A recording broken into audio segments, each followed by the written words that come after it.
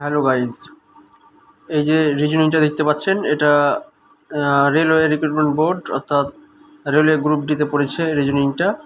তো এটা কত হবে বলুন তো? দেখুন 124, 129, 136, 145, 156, তাহলে তারপরে কত হবে? তাহলে দেখুন আমরা প্রথমে কী করেছি, 124কে 5 যোগ করেছি, কত হয় 129।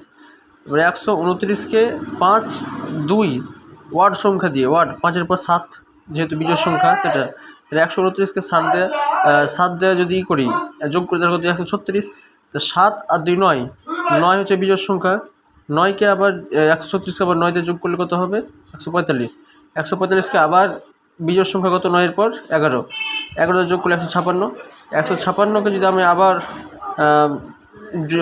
বিজোড় সংখ্যা 13 দিয়ে যোগ করি তার কত হবে 169, অর্থাৎ অ্যান্সার হবে অপশান ডি 169। আপনারা পেরে থাকলে আপনারা কমেন্টে জানান। ধন্যবাদ।